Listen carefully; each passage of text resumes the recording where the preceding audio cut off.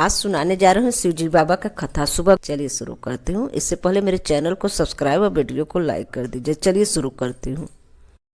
एक बार भगवान शिव को प्रसन्न करने के लिए मृकंड मुनि ने कठोर तपस्या की। उनकी तपस्या से प्रसन्न होकर भगवान शिव ने उन्हें दर्शन दिया। मृकंड ने उनसे विनती की, हे प्रभु, मुझे पुत्र प्रदान करें। शिव ने पूछा, कैसा पुत्र चाहिए? ऐसा कि जिसकी आयु लंबी हो किंतु गुण कोई न हो, अथवा जो बुद्धिमान हो, गुणी हो, किंतु उसकी आयु मात्र 16 वर्ष की हो।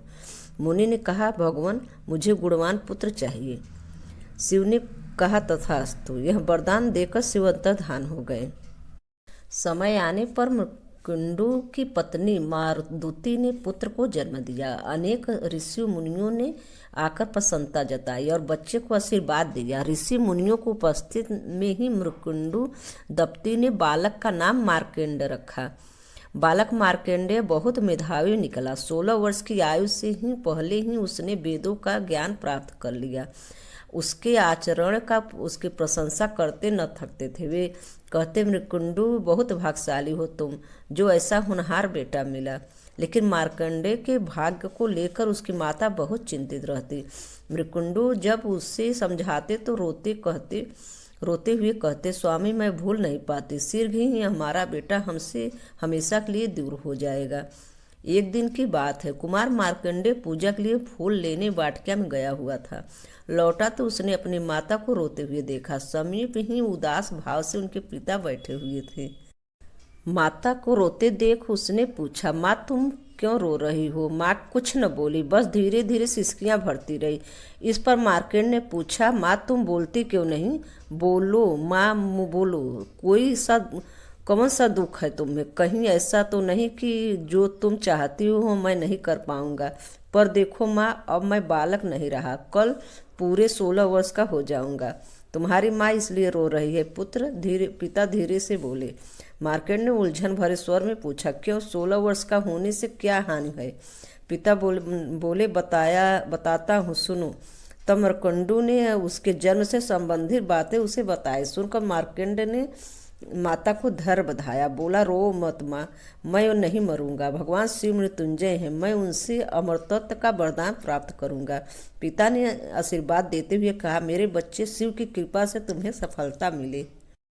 मार्कंडेय माता पिता से आशीर्वाद लेकर वन में चला गया। जाते समय माता ने शिव से प्रार्थना की, हे सदाशिव मृत्युंजय, मेरा पुत्र आपके आश्रय है।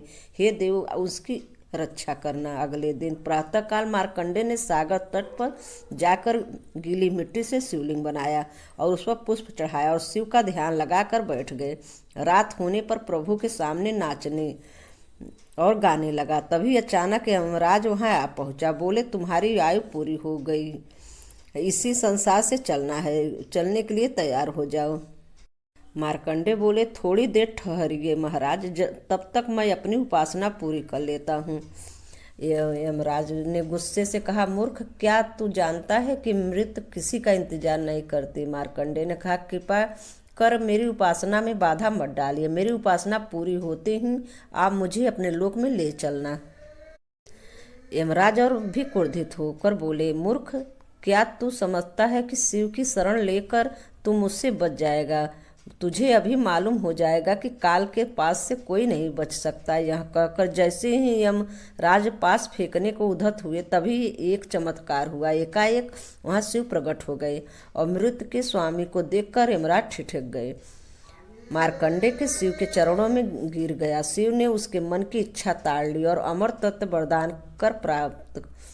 वरदान का कर दिया और आगे चलकर मार्कंडेय को प्रलय काल में स्वयं ही हरि के दर्शन दिए और अपना मुख खोलकर उसे समूचे ब्रह्मांड के दर्शन कराए। कहा जाता है कि आज भी विद्वान हैं और तीर्थों में आते जाते रहते हैं नए नए रूपों में। कथा यहीं पे समाप्त होती है।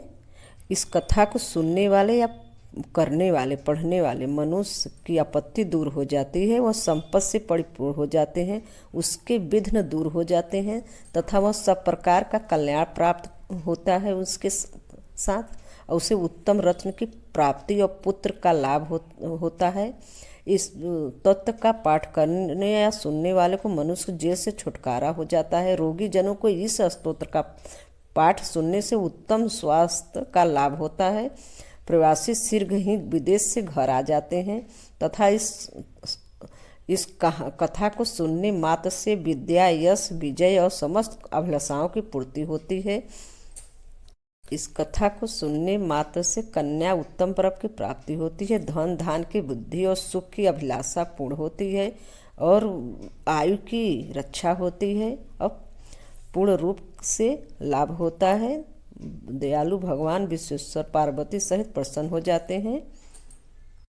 भगवान शिव उससे प्रसन्न होते हैं तथा उसके हृदय में निवास करते हैं और उसकी सभी अभिलाषा पूर्ण होती है। मोक्ष से उसे मोक्ष तो मिल ही जाता है और भगवान शिव की कृपा से सब मनोकामना पूरी होती है। मुझे आशा है शिव जी की कथा आप लोग को बेहद पसंद आएगा और आप लोग इसे सुने और शिव जी की कृपा प्राप्त करें।